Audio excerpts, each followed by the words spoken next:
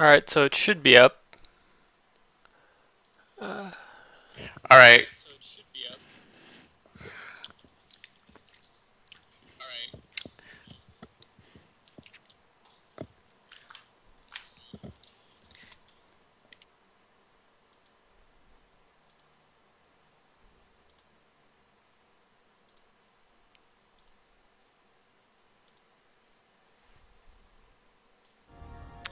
Oh, then I gotta change my observer.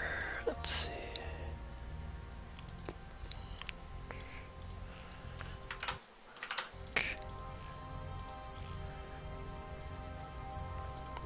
That means I'll have to be the observer again. Great.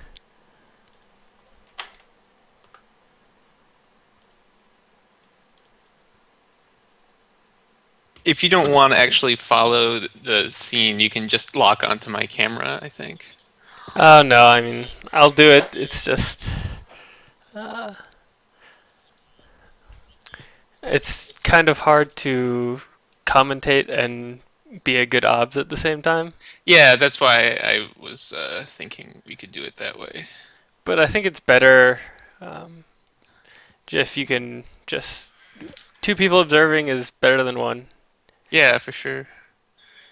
You can call attention to things I miss, and vice versa. Yeah, and I miss a lot of things.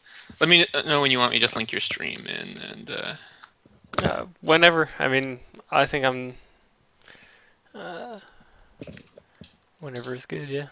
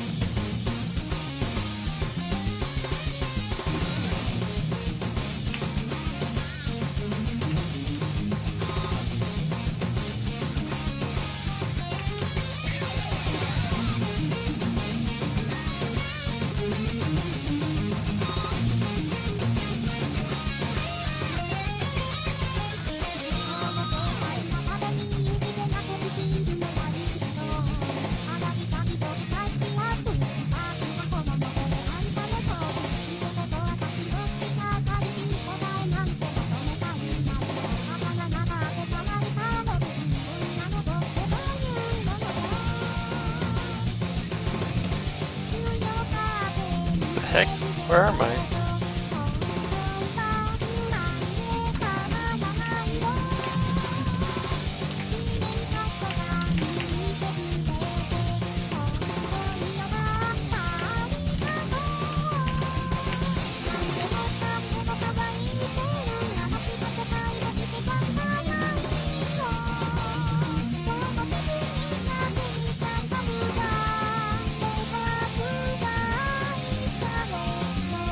Have you done streaming before?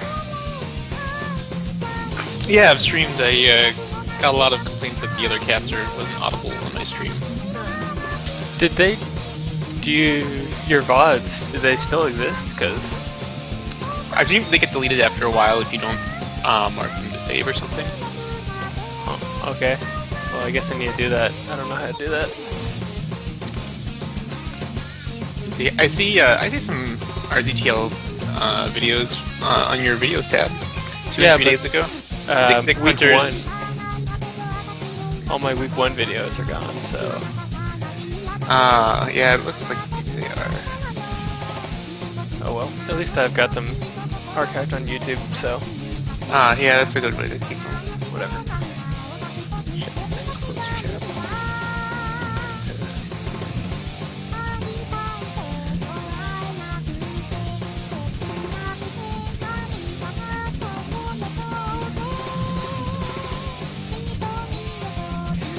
Oh, you weren't kidding about that music. Of course not.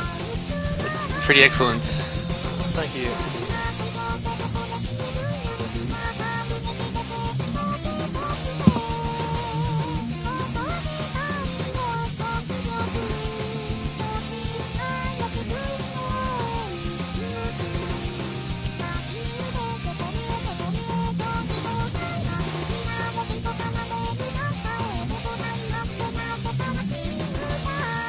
I mean, I could put on better music, but ZEEZ doesn't deserve it. No, never grant ZEEZ better music. I mean, this is the most ZEEZ songs I have, so.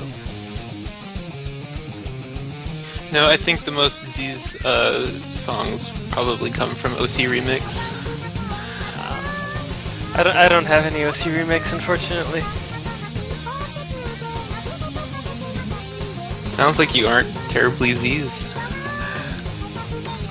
I'm not. Sorry, it's a secret.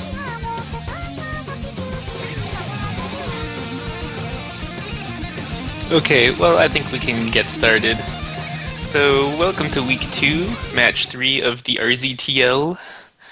We are casting ZEEZ Team 6 versus the Humanitarian Campaign to Remove Mines from Defganistan.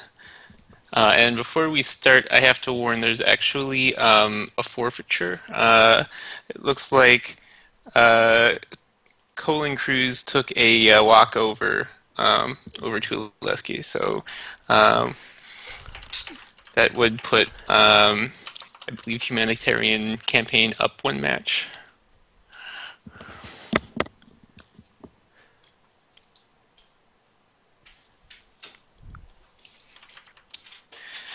So anyway, so the first match we'll be watching is still Rooney versus Hanks at the ZVT, and I don't know anything about these players, so we'll get to see just what kind of a match what kind of skill level we're going to see in a moment.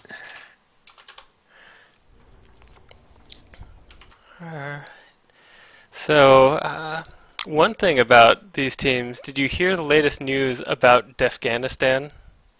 I did not hear. Are all the mines gone? Well, unfortunately, I believe Defganistan posted recently in the Balance Wine thread that he fractured his elbow and arm in a wreck. So, unfortunately, the Humanitarian Campaign for Defganistan may not have succeeded in their mission to remove mines. Sounds like he maybe didn't dispose of it safely. Yeah, a really unfortunate accident, and our hearts go out to Defganistan. But now, Humanitarian Campaign is more important than ever. Well, luckily for him, this week his team starts up 1 match. As I mentioned, Colin taking that walkover against Tudaleski. So interestingly enough, after the first week, these are actually the bottom-ranked 2 teams. So they're basically in a scrabble to get out of last place here. So we'll see actually who comes out not the worst this week. So whenever you're ready, Raldan, we'll just kick off this match and get started here. Yes.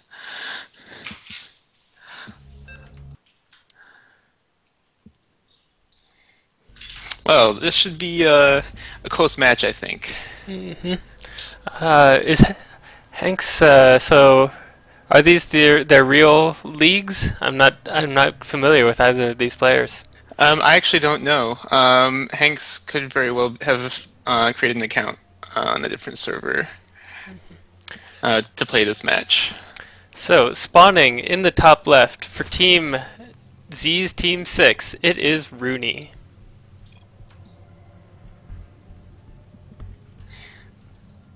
And in the bottom right, spawning for Team Humanitarian Campaign to remove mines from Defganistan, it is Hanks.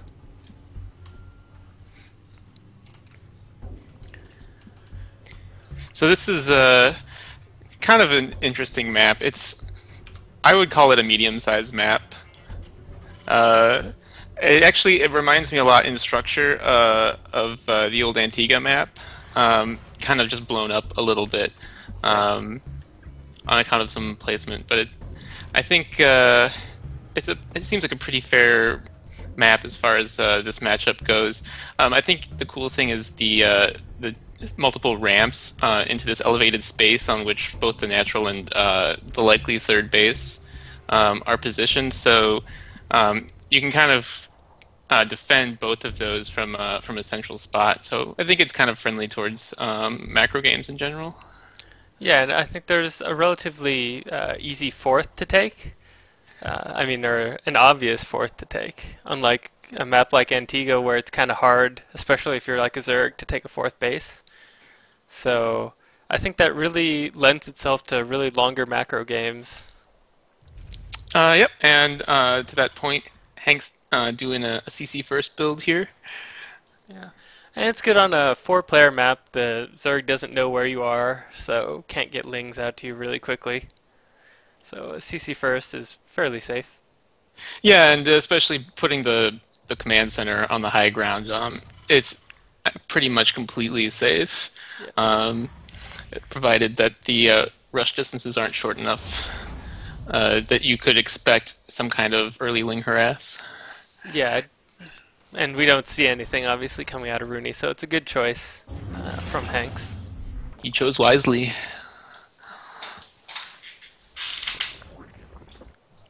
We are getting a drone scout out of Rooney. Should be able to... Oh, it looks like he's going to scout the bottom ahead of his overlord. Yeah, it seems like he had a change of heart as to where to send that drone just in the middle. Kind of weird, actually. He should have just been able to scout that diagonally if he really wanted to.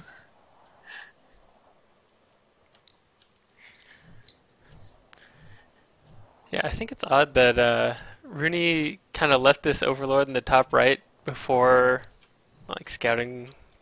Yeah, absolutely. Both corner bases, he had an overlord that could have peeked in and determined whether his opponent was there. So meanwhile, we get a few more insights into what Hanks is up to, getting that factory. So we'll see if this is for Hellions or if he's going to try to do some kind of cute Hellbat play. This is kind of a weird position for all these buildings for a wall and the reactor. I feel like it's kind of not very comfortable. He's not going to have a wall for quite a while.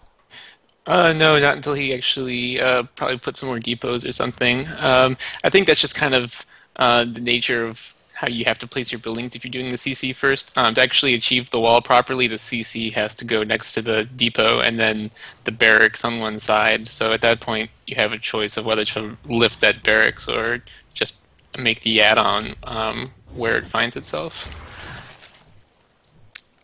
But we do see a really quick Roach Warren coming out of Rooney.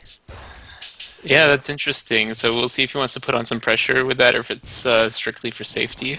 And he's banking up 250 gas, so either a lot of roaches or something. Yep, 5 roaches coming out. Yeah, it's possible he was watching Innovation versus Sulky. He knows there's only one way to defeat a Terran in TVZ. Well, once they get the War Machine going, it can definitely be a painful late mid-game for the Zerg. And Hank's going into double engineering bay, so he's really not going to have very much army to defend this. So he'll need some good repairs on the wall, and good control. I really think he needs some scouting information to know this coming to have any chance of holding it. Luckily, these Hellions will get to the watchtower just in time to see a lot of roaches on the way. And it looks like he's not following this up with a Baneling Nestor speed or anything. This is just roach pressure, not all in. Yeah, luckily, he is building a tank, so he can get a good siege up on that tank. He could take down a bunch of roaches and pretty much mute this pressure. Yeah, I think that's definitely a good approach to defending this. The tank, of course, just barely going to get out in time. What we'll have to see is just how many SCVs go down before this pressure's over. Well, this tank now sieged up, killing a bunch of roaches, but It's actually the position not ideal. These roaches here are safe from the tank pressure, so again, if it looks like Hank's though aware that he can safely pull these workers back. yeah, but with a few Marines, these roaches will be cleaned up, and I'd say with 3 bases, 3 orbitals already down, and with Zerg just taking his third, he's in a pretty good economic position, even though he's quite a few workers down. Yeah, 11 workers killed for Rooney, so definitely I think a good amount of damage done by that poke. Yeah, a decent amount of damage. He's now going into what it looks like bio-mine pressure, or bio-mine, getting his stim, getting his bio upgrades, so we should see some pretty much the standard Terran builds. Yeah, it looks like he's going to be passive for quite a while. No Hellions out at any point for Hanks, so that could give him some difficulty in holding his third and expanding out to it when the time comes. Speed just a few seconds away for Rooney, as well as +1/+1. So if he wanted to commit to something aggression, he could potentially delay that base by quite a bit. But yeah, Rooney not making a few roaches along with his Zergling army, so he's going into an interesting little roach Zergling composition. Yeah, and those roaches might just be to help tank damage from Widow Mines. Yeah, but these Hellions in the middle of the map, oh, not going to get taken out by the Zerglings. No, that's about as far as he dare go. Oh, it does take down 1 Hellion. And I feel like this is maybe a bit of a missed opportunity for Rooney because Stim is not ready yet. Combat Shield almost ready. Just not enough pressure here to really scare Hanks at all. And now, once this depot wall is up, it's going to be a lot harder to get anything in there and cause trouble. Yeah, but the Spire is going down, so Rooney looks like he'll be going into Mutalisks soon after. So he can get his harass done with the Mutas. Though turrets are going up in the natural for Hanks, so it looks like he's expecting Mutas to be coming. Yeah, and in a lot of cases, it's not that damaging to the Terran's build to blind put up a turret if you failed to scout mutas, or failed to scout that it's not mutas rather. He pretty much has to do a little bit of turreting just to be safe, especially when you look at the structure of this map. The wraparound style with these bases is actually potentially a big nuisance for people defending against mutas because the difference between the ground and the air distance is so great.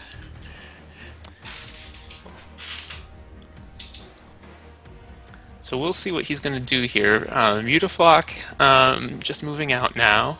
+2/+2, nearly finished, as is Baneling speed. In the meantime, +2 weapons, about 2/3 done for Hanks. +2 armor, a little bit behind that. But he is supplementing his force with a lot of Marauders, so it looks like he doesn't want to wait out Hive Tech to start pumping those out, taking advantage of the fact that he had 2 tech labs to begin with to get those marine upgrades out quickly. And it looks like Hanks is pushing out with his little biomine forest. Right, it's time to go. And it doesn't appear to me as though he has researched burrowing claws at this point. So that could be a real wet blanket on this aggression. That slow burrow definitely leaves the mines extremely vulnerable.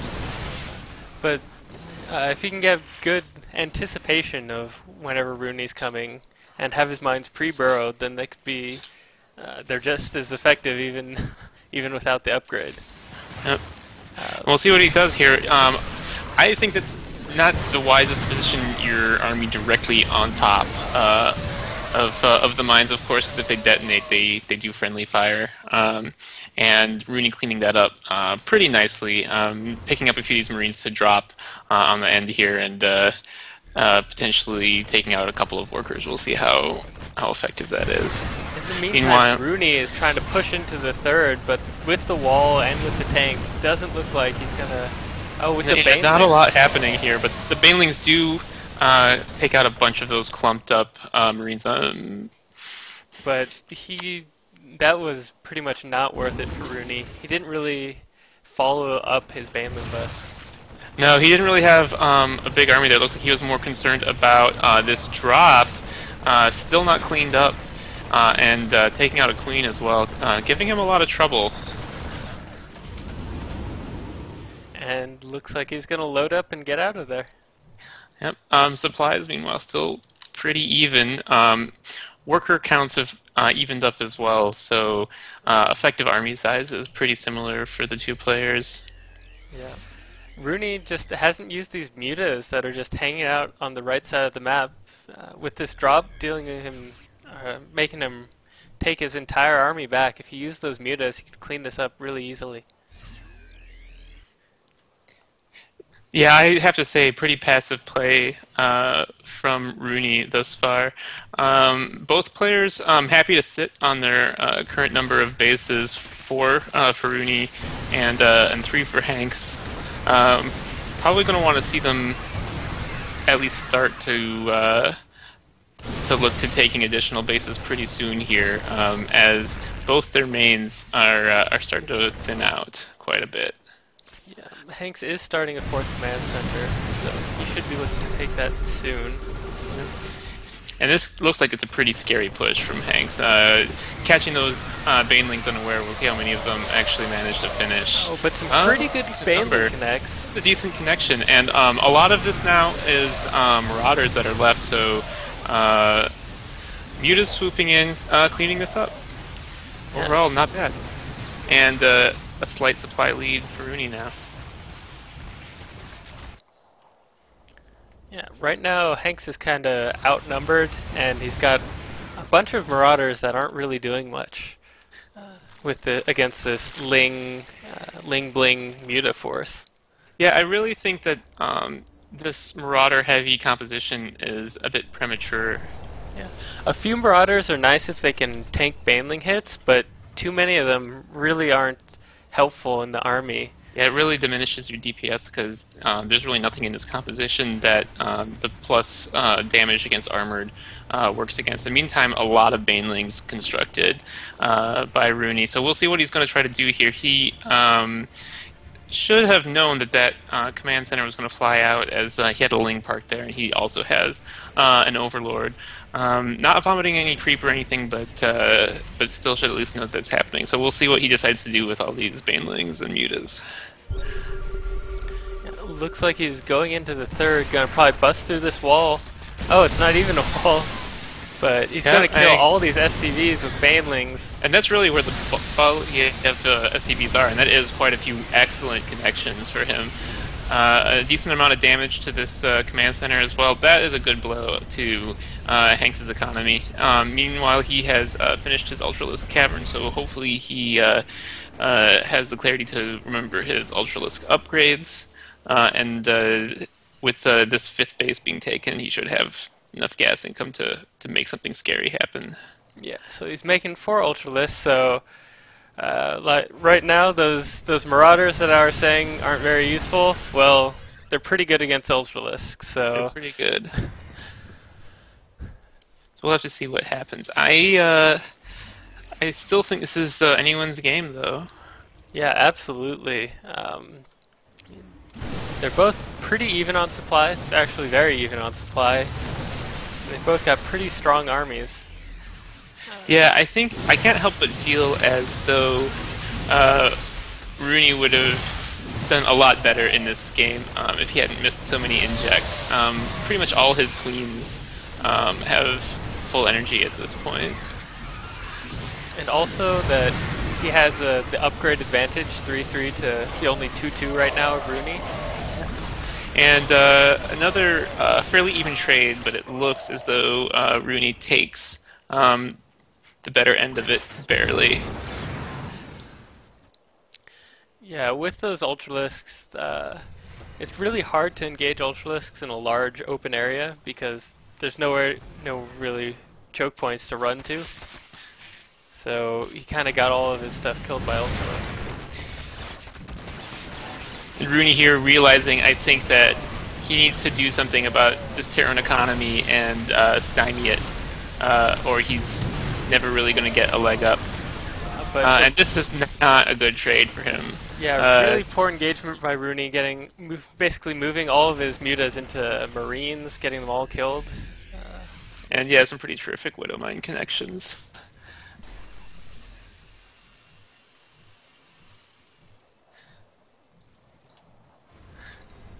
And +3, almost done for Rooney, so that upgrade deficit will be closed. But we'll see if he hasn't taken too much damage at this point. In the meantime, it looks like Hanks is going up to this 5th, going to try to deny Rooney the extra economy of that 5th. And he's likely going to be able to take it out unless Rooney can get a good flank on. Oh, but it looks like he's just gonna be able to move in some army and all these mines. Ooh, taking more damage on his bio than really he did to the Zerglings. Yeah, and it looks like Rooney a bit hesitant to move in here, but it doesn't matter. He's going to lose this base, and it's actually a pretty important one for the continued viability of his economy. Meanwhile, this is a big drop going on in his base, taking out a bit of static defense.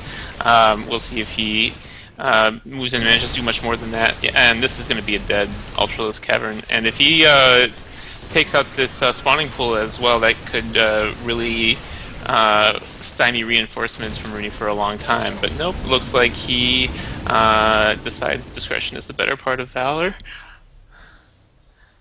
But in the natural, he could take out some things just hiding behind the mineral line.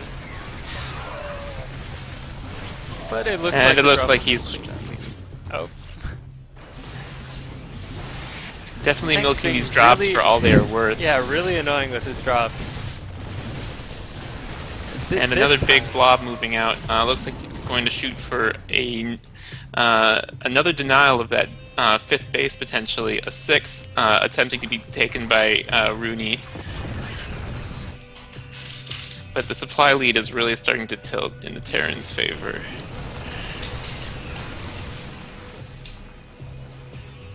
Rooney moving into some mines. If he gets all the banelings were held off the army, so if they can come in and kill all of these Marines, these Ultras could do a ton of damage. Oh! Yeah.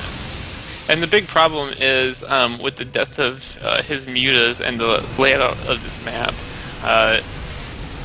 even with the Zerg's mobility advantage, he's having a hard time catching up to these drops. Once the engagement starts to turn against him, Hanks is just picking up his army and boosting over to another base. I think if Rooney had perhaps taken out some of these destructible rocks, he would have had an easier time. Looks like Rooney understands what you're talking about, so he's making Mutalisks. Because these drops are just tearing him apart. And there's nothing really he can do with his mostly entirely ground-based force. Yeah, his economy has just been too stymied, so it looks like he's been trying to go light on the static defense, which of course plays right into Hanks's hand at this point.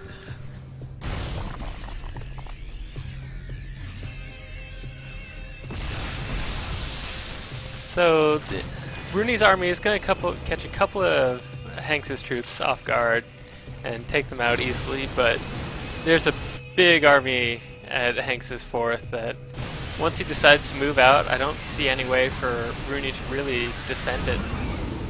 Yeah, with what he has now, that army as massing is looking pretty much unstoppable, and it looks like probably once he's done microing this small group of drops, he'll probably start to move out. Oh, that Ultralisk being caught by the Baneling cocoons. That's painful. Can't run away if there's Banelings morphing. No.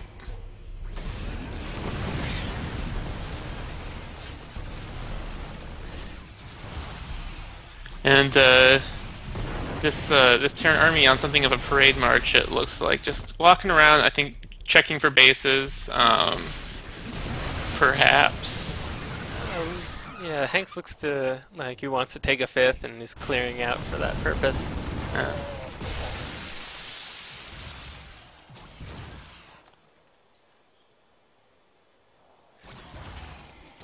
And here we go. I think this is actually Hanks's first notice of this base, but at this point I don't think there's really terribly much that Rooney will be able to do. Getting good Baneling hits, but at this point the Terran army is just so large that... Yeah, he can trade almost 2-to-1 at this point, I think, and still find himself coming out favorably. Now this next hatch going to go down, and this is just the noose closing around Rooney's neck, I think. Yeah. And Rooney gives the GG, so... Humanitarian campaign to remove mines from Defganistan goes up 2-0. That's right.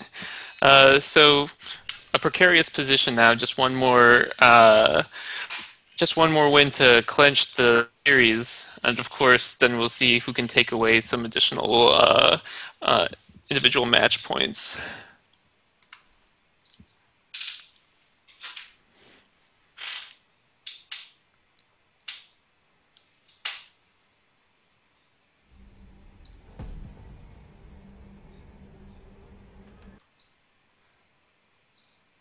So I find the team names, I try to classify sort of the attitude of the team as indicated by the kind of name they've chosen.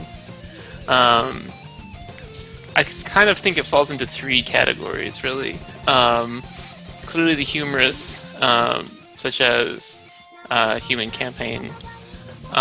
Then there's, I would say, sort of the semi-serious, the Team 6, the would-be badasses. And I think I've been thinking about what kind of name my team has, Team Terran, and I think I've settled on our team sort of being like the Hufflepuff of teams. You know, like we're not really like great, like we're not terrible, like we're sort of an extraordinary and sort of like just chill about it, you know. You're the nobody will point to you and say that's an interesting team. You're just like you're there. You're there to fill up space, basically. Yeah, we're just like sort of extras in the background. We're just sort of like cheering Harry Potter, like when he catches the snitch or something. Yeah. I mean, they're the ones that, since there's so little characterization, fans fill in all this extra information, try to make them way better than they are. I didn't know the fans actually did that about Hufflepuff. I don't know. I don't follow the Harry Potter. Sorry. It's actually kind of striking to me how awful it must be to be in any house other than Gryffindor. I don't know. Slytherin seems pretty fucking awesome. I suppose and just sort of being a flip side of Gryffindor, it's just the same thing, but kind of jerks, right? Yeah, but like you got all these people with influence and money. It's yeah, I guess so. Kind of like the Skull and Bones house of the Harry Potter world. Okay, so our next match is going to be Jack Burton fighting for the Humanitarian campaign, and Fatal on ZEEZ Team 6. So whenever you're ready, Raldon, we'll kick this one off. Yep, go for it. I'm very excited to cast this match because I don't know anything about Zerg vs Protoss. I'd say Void Rays are really good. So spawning in the top right for the team Humanitarian campaign to remove mines from Defganistan, it is Jack Burton. And spawning in the bottom left for Team ZEEZ Team 6, it is Fatal.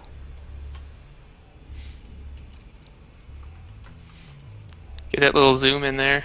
That's terrific. So a very interesting opening strategy by both players so far of making workers. Looks like Fatal is going to go for a Forge Fast Expand. Yeah. Not as popular as it was in Wings of Liberty when it was pretty much the only style. The only thing to do, yeah. But it still definitely sees quite a bit of use in Heart of the Swarm.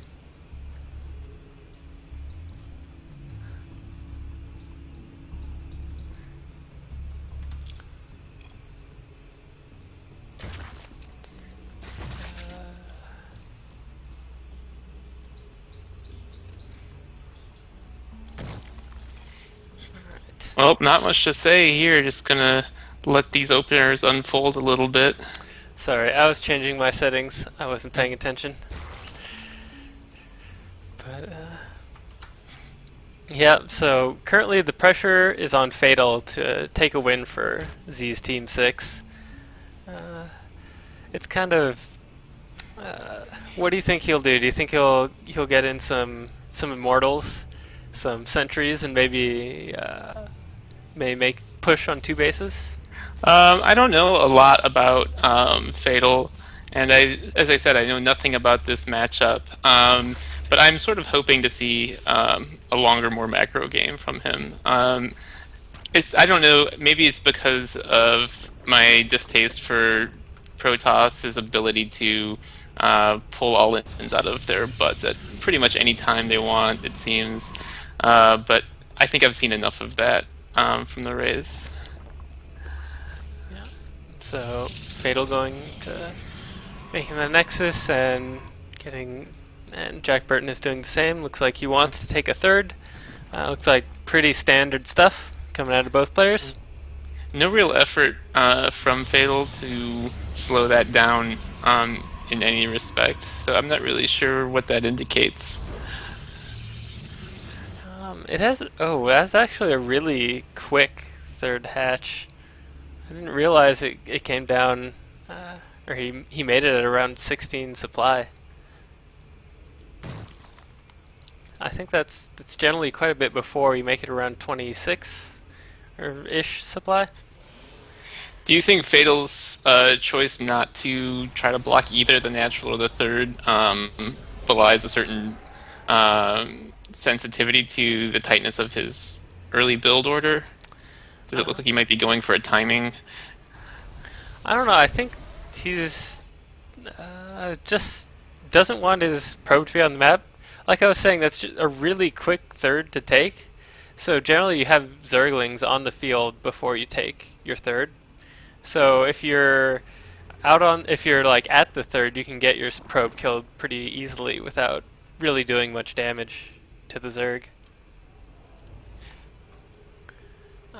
But it looks like he just wants to check, just wants to make sure, oh, there is a third, you're not doing some 2 base all in, and then he'll probably just go home. He's definitely poking around back here. Or he's going to be cheeky about it and try to cannon. It seems very late to try to cannon at this point, with the creep already gooping out from this hatchery. Yeah, I don't... he's just making fun. It. Just having a little enjoyment. Wouldn't be prudent.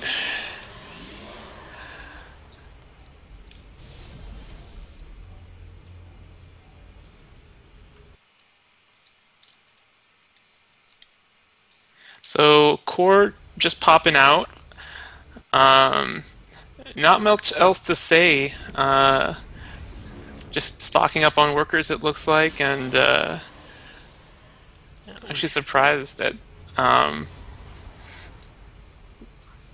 what relatively few items Fatal has out right now. Yeah, he could throw down some tech right now. I'm not really sure what he's banking his gas and minerals for. Taking 2 more gas. So he's gonna have a ton of gas. I'm not quite sure what he wants to spend it on now. I wonder if this wouldn't be just a many gates timing. 2 Stargates. He wants to clear that Overlord before he throws down the double Stargate. Sneaky. Sneaky. No. So with 2 Stargates, that starts to look like it's pretty all-in kind of territory. Yeah, I'm not really familiar with 2 Stargate play and how it goes, so I can't really make much analysis. I think he'll probably make Phoenix initially, try to clear out Overlords, kill things. Then I'm not sure if you transition into Void Rays or what.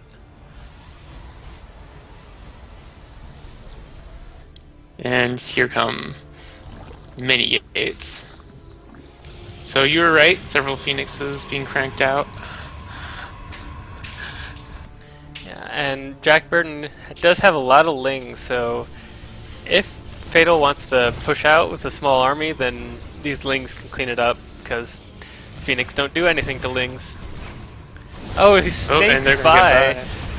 And he's going to lose that sentry, that's painful. Might get a few Lings. Nothing into the main, but well, he's seen the gates now. He's seen the Stargates. Yeah, he's just kind of losing, throwing all these Lings against that forge. Not quite sure what his plan was there.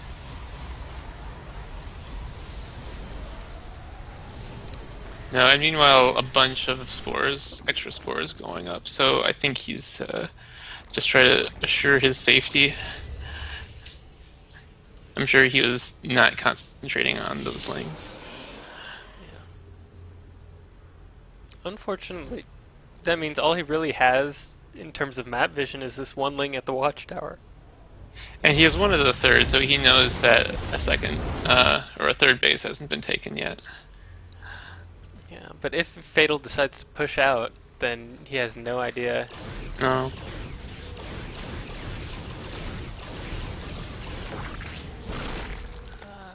Looks like Fatal's going heavy Phoenix, getting the +1 air weapons, so interesting build by Fatal. He'll definitely have the air dominance.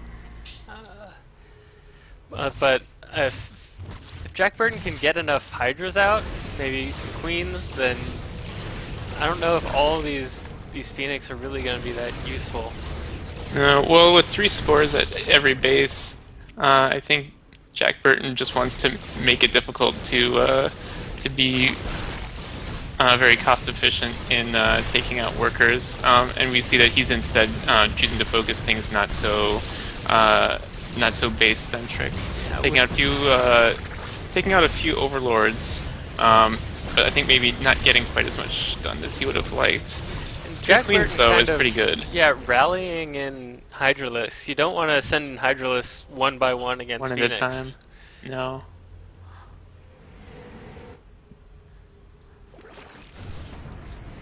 But Fatal doing a good job, really getting air control, getting the map awareness that he needs.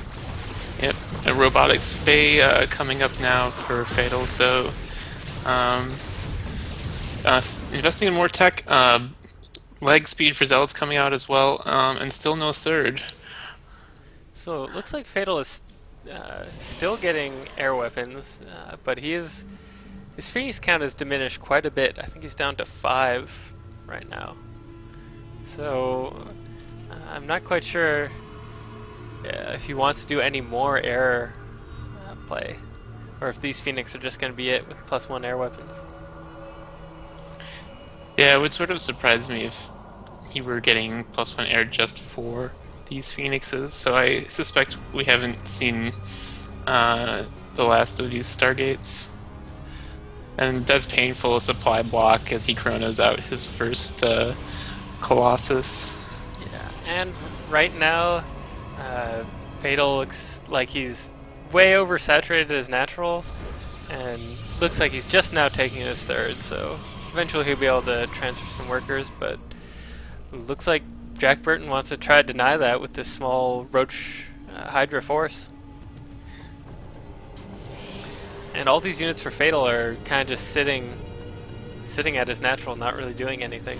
Yeah, they're definitely not positioned in such a way that they would be able to effectively defend, so I think he is going to have to cancel that. Yep.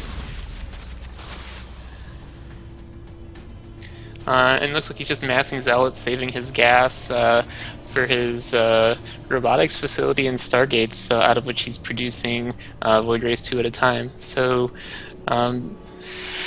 looks like he's aiming for a pretty beefy late game composition, getting all of the tech trees filled out.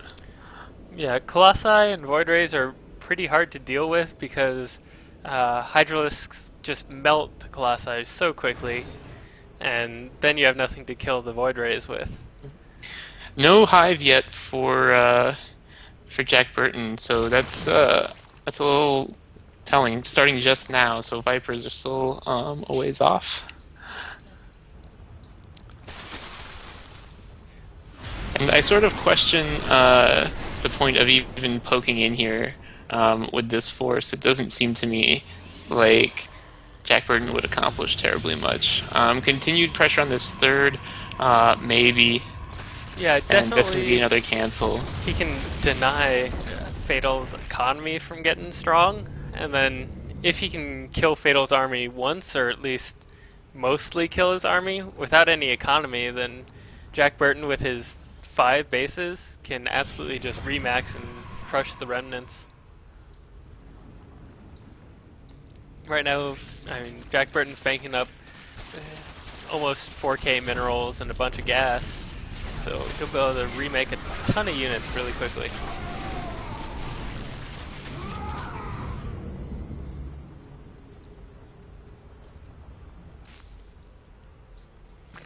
Yeah, the challenge for Fatal is going to be that he's going to have to kill the Zerg army at least twice to win decisively.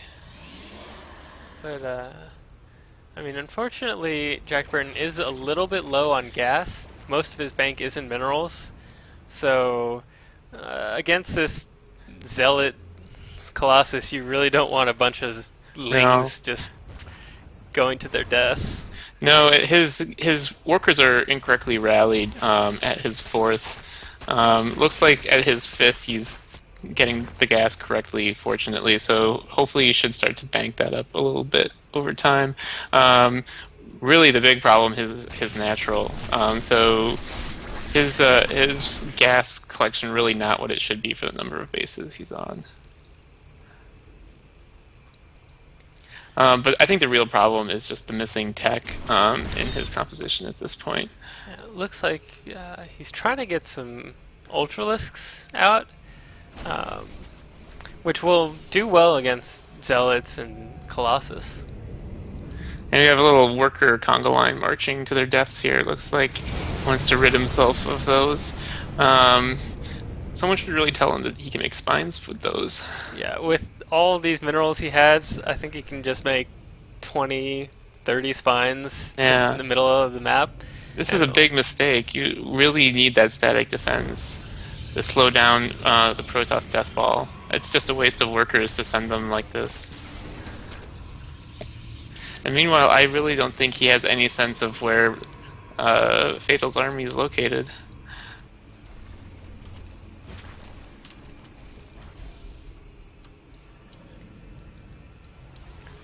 Yeah, at the moment, getting Ultralisks and Vipers, so that'll be useful for abducting the Colossi. So his army is pretty good. So he should be able to trade fairly well with Fatal if he decides to attack in. Meanwhile, a bunch of roaches are just killing off workers, and Fatal doesn't really have any warpins to defend. Well, he seems to have the warpins. It might be that he lacks the multitasking. Now, this engagement looks like it's going to go in Fatal's favor just because Burton's army was not rallied together at the time that it started. Yeah, he's got a bunch of Hydralisks just chilling at his 5th and not part of his main army, which is really, really painful to fight without half your army. Yeah, I think that's likely to cost him the game, especially now all of these Hydralisks that are making at the Lost Fourth are going to die as they pop as well. But luckily, Fatal's 3rd just gets completely taken out, so Fatal really isn't mining at the moment. No. He's got a few mineral patches in his natural, but that's not really enough to keep him going. Some of Jack Burton's army is getting just caught unawares on move command. Looks like Jack Burton just kind of wants to try to base trade or something, with most of his army going to attack Fatal instead of defending. I'm not sure this is a good decision for him. Well, at this point it seems as though he's squandered his army. These Hydralisks finally moving out from his 5th. So it might be his only chance at this point. The Mothership Core has full energy, so if Fatal wants to recall, he can do that pretty much any time. Probably take out a hive, take out all these important tech structures, and then he could just come back. Oh, but these DTs... I don't think there are any Overseers anywhere near no. the army.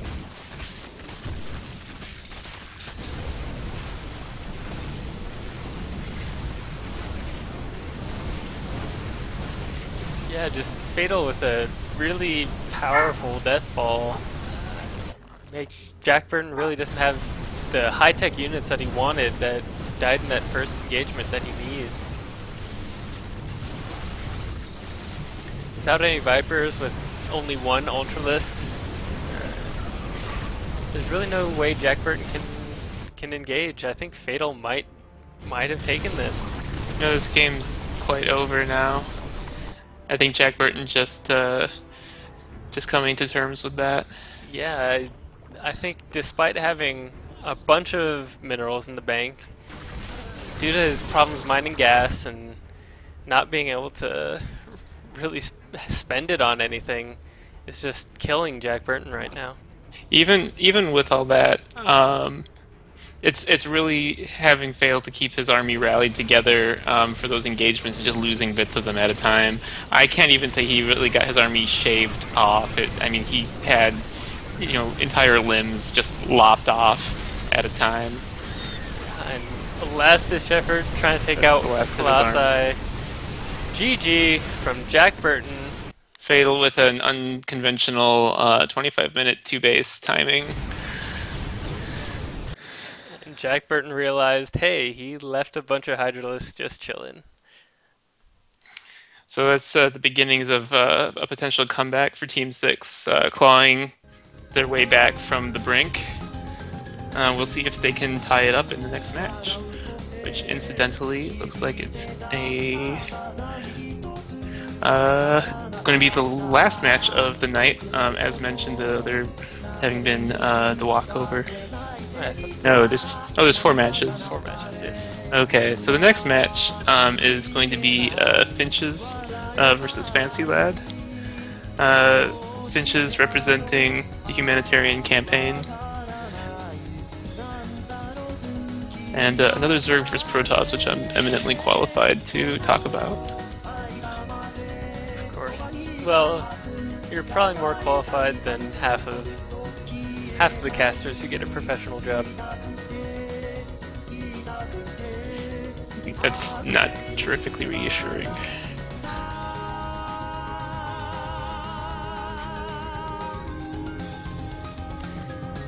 This is... I actually don't know what that means.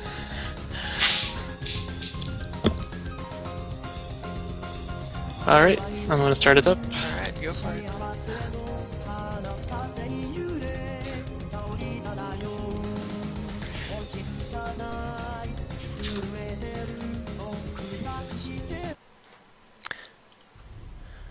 So if there's one thing I'm less qualified to comment than Zerg vs Protoss, it's a Gold League Zerg vs Protoss.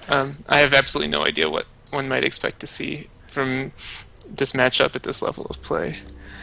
But I don't think you could really say the same about any matchup at Gold League. So. No, it's definitely more because of the skill level than about the matchup at this point. So, spawning in the bottom right for Team Humanitarian campaign to remove mines from Defganistan, it is Finches.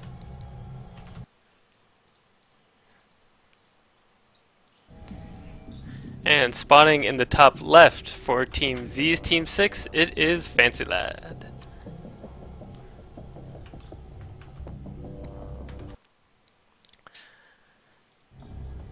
Did I get that right? I think I did.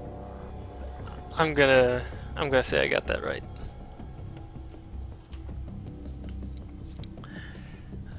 So it looks like we're going to see another attempt at a Forge Fast expand.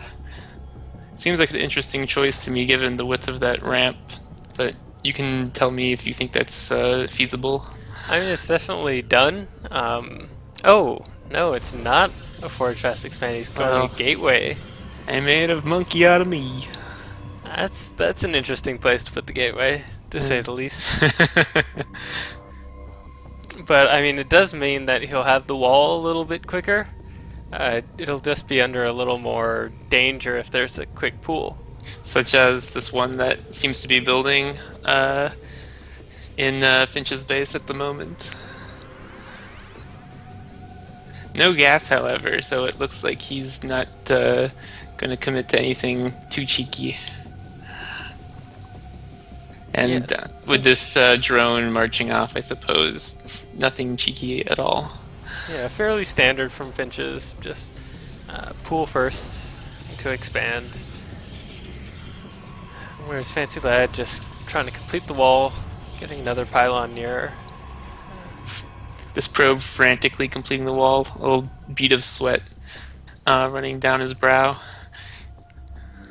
Yeah, I don't think there's really anything that Fancy Lad needs to worry about right now. He knows, he scouted, he knows when the pool is done. He knows there can't be lings until a little bit after. So no real panic by Fancy Lad, and that's good. And looks like Nexus going to go down here in a moment.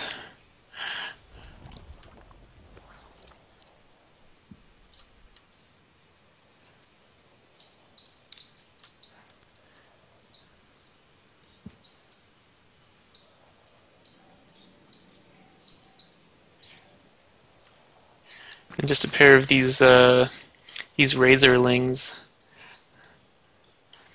I don't know what your opinion is of the custom skins. I personally have left them all turned off. Yeah, I think they're generally really hard to work with.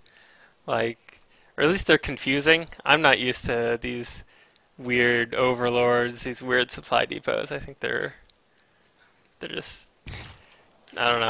I mean, I guess I might turn on the supply depot ones because you want the Terrans that are kind of sitting in those things to at least have like a satellite TV, because otherwise, you know, just imagine how soul-crushingly boring that job is. You just have to sit in there and lower and raise the depot.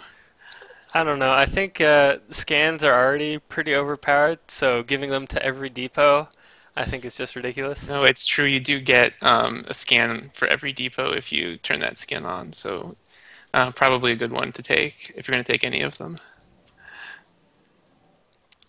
But these are raptorlings, right? So they can jump up cliffs, I think. I think these are the other kind of ling. They spawn in 3s instead of in 2s. Oh, that's pretty nice, especially for like early defense. Right.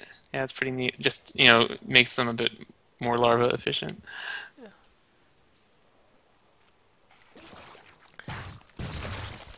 But the contrarian in me leaves the skins turned off I want to be different from everyone else on the ladder.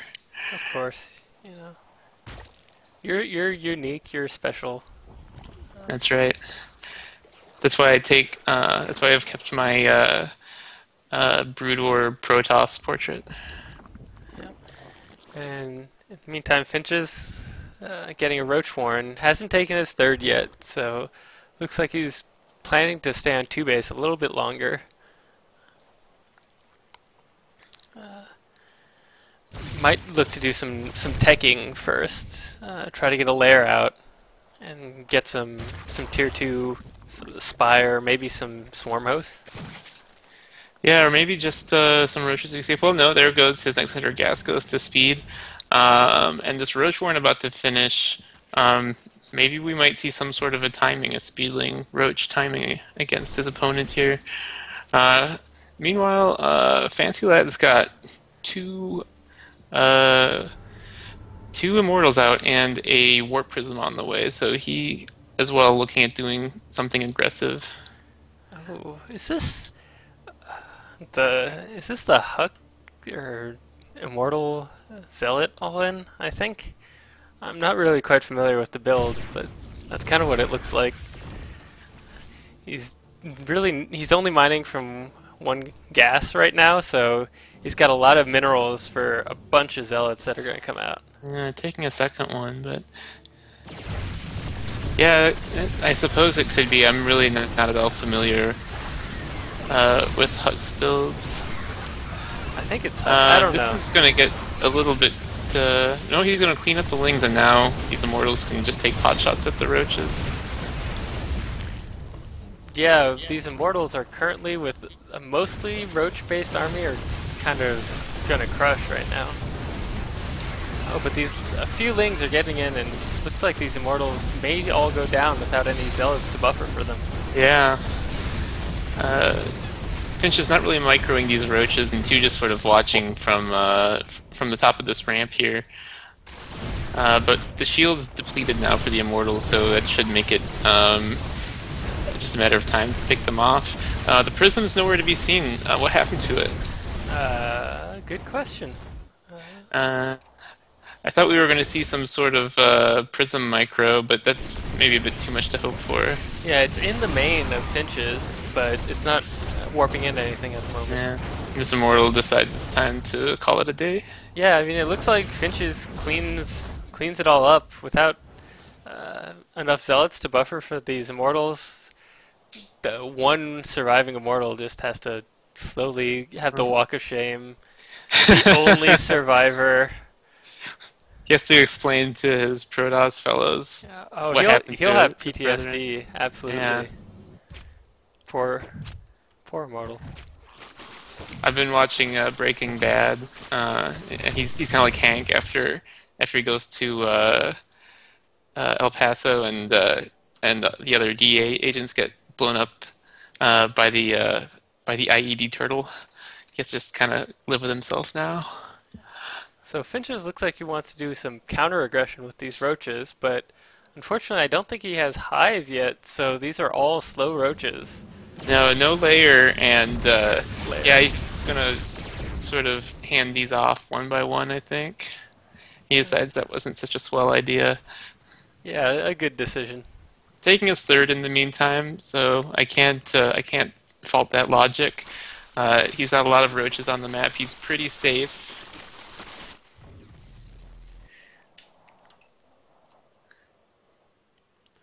In the meantime, Fancy Lad's going up for a robotic space, so probably some Colossi are going to come out. Probably as well as taking his third, it looks like. So probably going to stay defensive a little bit longer for Fancy Lad. Yep, probably going to wait for a few Colossi to come bolster this army. And supply blocked pretty hard at the moment. Yeah, after having lost all his map pylons. Unfortunately, Warp Prisms don't count towards supply.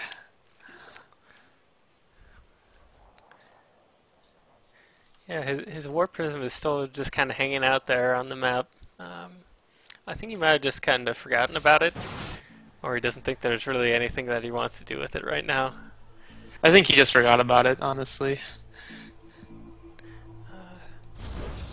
Fancy Lad could break down these rocks over at the third, prevent any kind of run-bys. I think would Yeah, be helpful I for think him. you would definitely want to do that, given how easily they break down.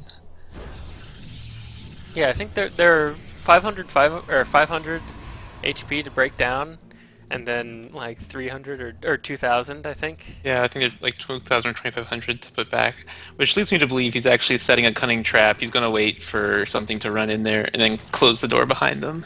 Oh, that's so sweet because I Yeah, think falling down does like how much 300 damage to everything that it falls on or something. falling rock damage. Yeah. Brilliant.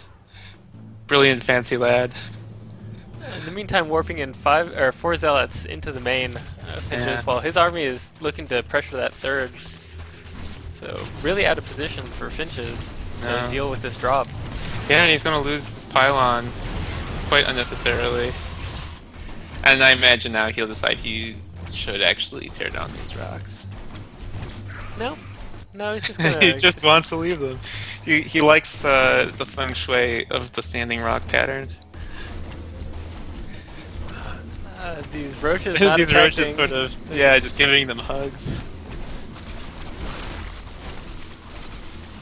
Roaches are a very collectively minded unit, and they really only want to attack when they're grouped up with all the other roaches. I mean, they need orders. I mean, you see some Protoss units, you can't just kill them without someone telling you to. How do you Gotta know, call sir?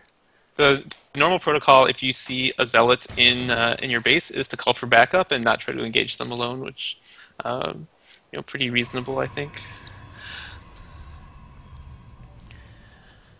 In the meantime, Fancy Lad's filling out his third with probes. Big probe transfer. Yep. And taking a single gas, you know, he wants just Just enough one gas at each base, I think, is what he wants to do. I mean, you don't want to have too much gas, and then what are you going to sink it into? High Templar? I don't know.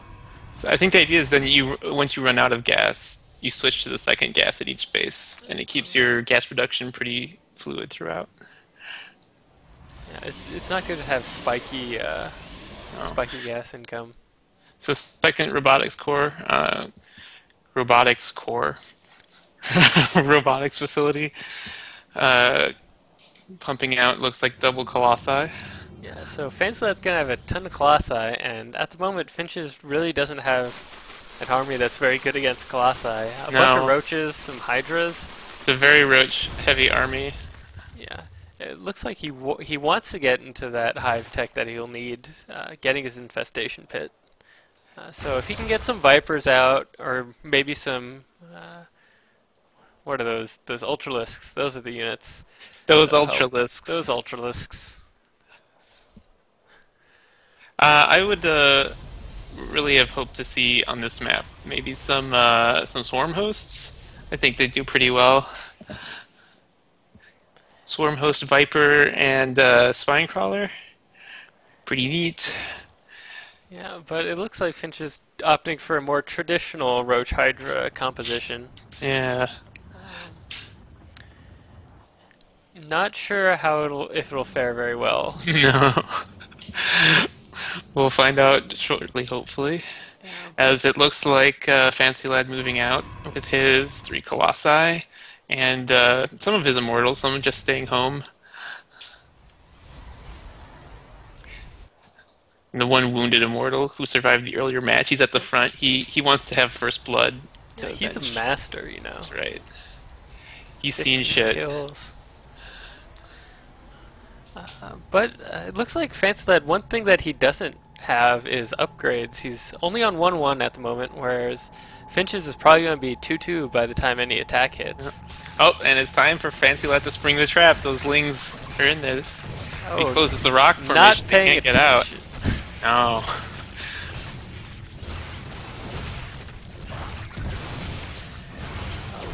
Looks like some damage done by this Ling run by, but Yeah, a slight disruption of the economy here, but not too bad.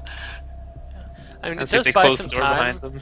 for this hive to get out, which Finches really needs if he wants to hold off this force from Fancy Lad. Another thing that Fancy Lad doesn't really have a lot of is sentries. So this force can really get right onto these Colossi. So if Finches can kill these Colossi really quickly, his Roach Hydra might be able to do enough damage to take it out. Well, I don't know. At this stage, I would normally say that the lack of sentries is probably not a big deal, but as there's no air and no Vipers, they would have perhaps served some purpose. So let's see how this goes now. Slight misrally for those Hydras coming from the third. But Finches isn't taking out the Colossi, so they're doing a ton of damage to all these Hydras. Just totally shutting down this army. Yeah, it looks like Fancy Lads is going to push through and take down Finch's army. That's right. And he's just going to rest a little bit, and then he's going to attack. You have to rehydrate after a push like that. And Finches with the GG. Looks like Fancy Lads will take Game 4 for ZEEZ Team 6. That's right. So now tied when you count the walkover. Yeah, so bringing it back to the ace match. Very well done by both Fancy Pants and Fatal. Yeah, that one Immortal, he had just 2 weeks till retirement, but they got to him. Yeah, unfortunately. But ZEEZ Team 6 showing us that Protoss is pretty overpowered. Yeah, Protoss, I mean, I don't know what to say. They could just do anything and still win a game. They don't really have to have build orders. They can just pull it out of their asses. Yeah. I mean, as long as you A-move and don't just move command, then I don't really think there's anything you can do against Protoss. Well, and I think that the Humanitarian campaign agrees because against yet another Team 6 Protoss opponent, they actually brought out a Protoss of their own. We're going to be watching Solar versus Bamhand in just a moment.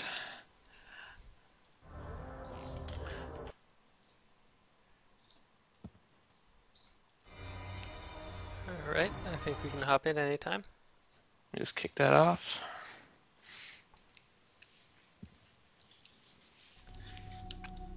Alright. So our final match will be a Masters versus Masters, so we should see a good game from both these players. I hate to correct you on that, but it is a Protoss versus Protoss, unfortunately. Well, I enjoy my Protoss versus Protoss, so... This actually is a matchup that I think has gotten a lot more interesting in Heart of the Swarm. Yeah, Bamhand isn't a big fan of this. I don't think he's a big fan of PvP either, so... Not a big fan of this huge map, which historically has been home to many a hidden base, so we'll see if the tradition is carried on in this match. I don't think we've introduced the players, so spawning in the bottom right for Team ZEEZ Team 6, it is Solar. And in the bottom left for Team Humanitarian Campaign to remove mines from Defganistan, it is Bamhand. Bamhand. Bamhand. That's I think that's you know, playing with yourself. Is it? I thought it was sort of like putting your hand in someone's face, like kind of face pushing them. I don't know, but I'm gonna Bamhand after this cast, so I don't know.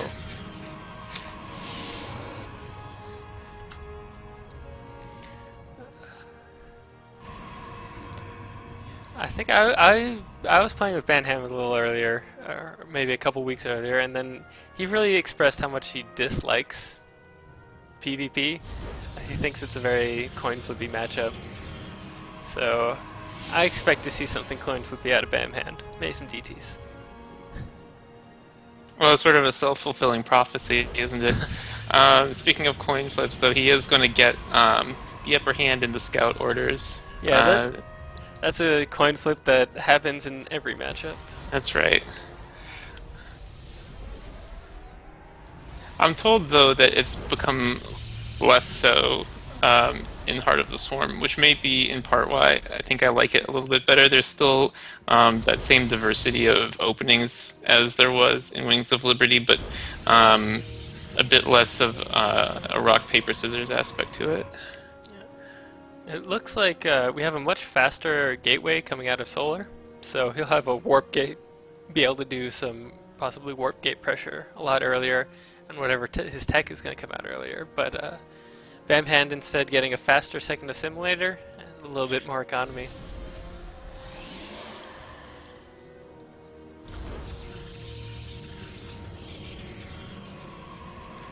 So 2 gas from both of them, in fact. And it looks as though Solar has decided he's going to get his mothership core out a little earlier to bank energy on that puppy. It does mean that despite getting the cybernetics core out earlier, yeah, he's actually going to get a slower warp gate than Bamhand. Yeah, and Bamhand opted for a Sentry and a Zealot, whereas Solar, Zealot, and the Stalker are on the way. Yeah, I think if Solar wanted to do some pressure with maybe a Mothership Core Stalker Zealot, he'd actually be pretty good because he can see up and just kind of try to snipe the Sentry with Stalker. With the core, yeah. And I mean, he really wouldn't get more than tickled at this point. So Stargate from both players. Stargate, of course, good unit. Yeah. I'd be interested if one person makes an Oracle, because Oracles die pretty well to Phoenix if one player decides to do that instead. I think the safer build is always to make Phoenix. The Phoenix? Yeah. Yeah, it seems as though unless you're sure the other player isn't going for a Stargate themselves, you make yourself pretty vulnerable. But it does look like it's going to be an Oracle from Bamhand. Solar is making a Phoenix, so if Bamhand comes in with an Oracle and he sees some Phoenix, that'll be just painful for him. Well, hallucinated Phoenix from Bamhand coming in now, so I think this is actually maybe to kind of try to disarm Solar a little bit when he sees the real Phoenix later on. He might think it's, or, you know what, that's actually not what he's making. Never mind. But he did scout now Solar's Phoenix. So did he cancel? It looks like he canceled his. Yeah, he did. He canceled his Oracle, and that's a good decision. Phoenix now. Yeah. I think it's the right decision. He decided he's not going to get anything done with that.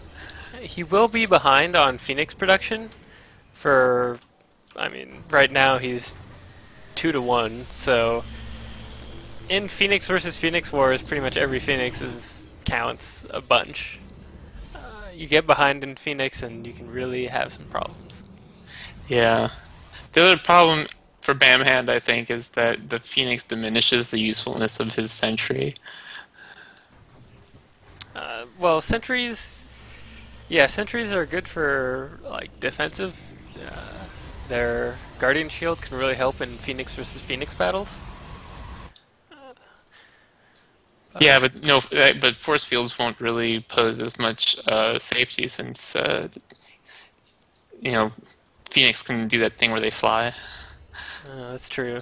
Yeah. Phoenix can fly. They can fly. Little known fact. And gonna get quite a few probe kills, which is unfortunate because it's really going to eat into the advantage he had by getting the earlier Nexus. Yeah, in fact, we're looking at 33 probes now, 34 for Solar to just 25 for Bamhand. It's very unfortunate for him. So it should come as no surprise he's going to start a Stark Shrine. Oh, of course. He knows he's behind, so he's got one good response to that. Roll of the dice. It's what Protoss do. But he does also have a second Stargate going up, so if he wants to double out his Phoenix production, he can overtake Solar. Would he want to double Phoenix, or would it be more worthwhile to make some Phoenix and Void Ray out of the second Stargate. Well, if you're both going Phoenix, then you need Phoenix to fight Phoenix, pretty much. Phoenix do so much more damage against other Phoenix than Void Rays do. And once you have the Phoenix lead and kill all your opponent's Phoenix, you can pretty much just win. Well, it looks as though Bamhand concurs with you because he's continuing to make nothing but more Phoenixes. And in fact, he's investing in +1 air as well. And Solar deciding that Phoenix aren't really that good going into Colossi production. Phoenix are so yesterday. It's all about Colossi now. So I think it's really interesting that despite getting 2 Stargates, Bamhand is also putting a bunch of gas into these Dark Templar. So, Solar with a very nice scout on the DT, able to put a force field at the ramp. Yeah, that's a little bit unfortunate. But he has to do what he can with these DTs because this second observer is just now popping out, and that's going to spell the end for them. So in the end, the worker kill count is roughly even now, and Bamhand actually having a worker lead. Looks like he cut fewer workers during this time. And now resuming Phoenix production, I think he feels as though he's caught up sufficiently economy-wise.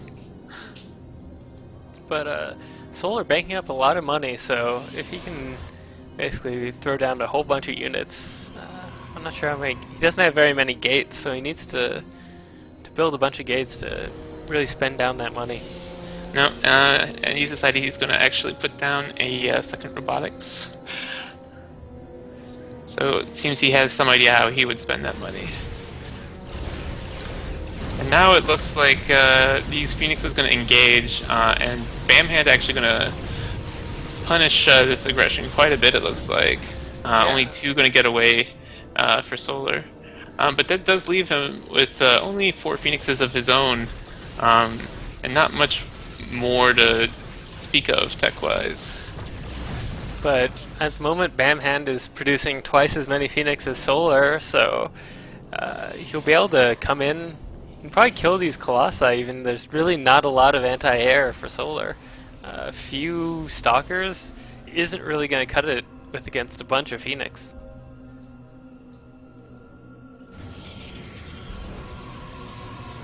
Well, Bamhand hopes you're right. I mean, and in the meantime, it looks like Solar's gas is spoken for as he's just warping in additional zealots. Yeah, I mean, I'm not really sure what Solar wants to do with this double Colossi production against double Phoenix. It's something that I've never really seen because it sounds so bad.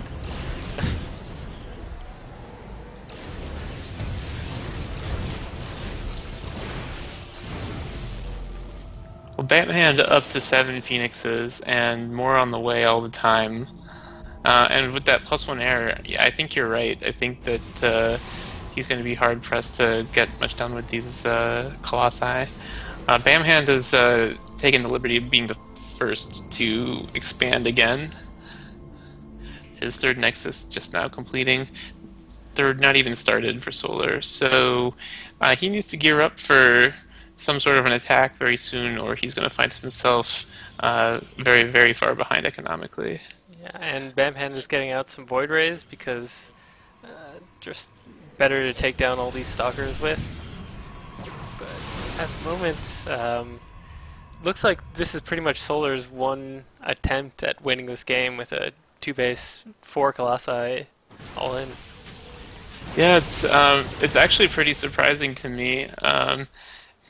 It looks as though he had some pretty successful aggression early on, and really in no way capitalized on it.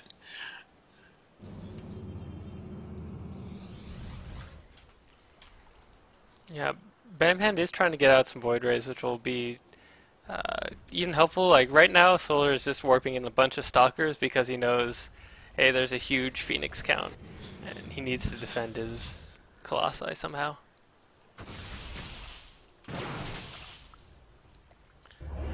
to lift that poor probe. Yeah, I mean, it looked like Solar might have been thinking about taking the third.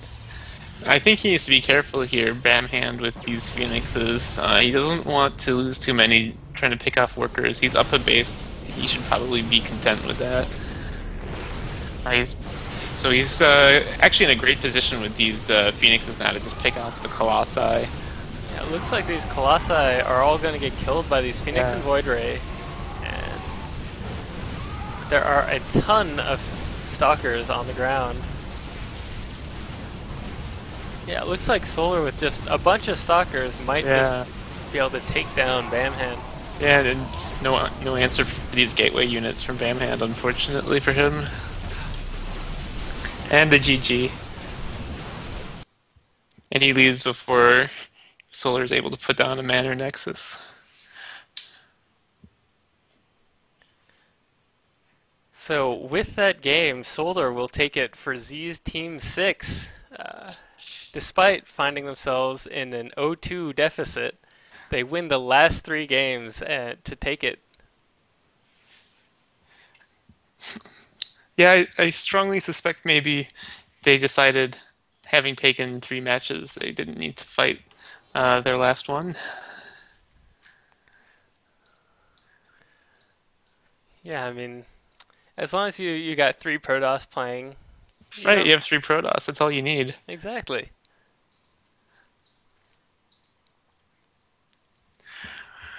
Well then, so that actually, I believe, should pull Team 6 out of last place as far as RZTL rankings.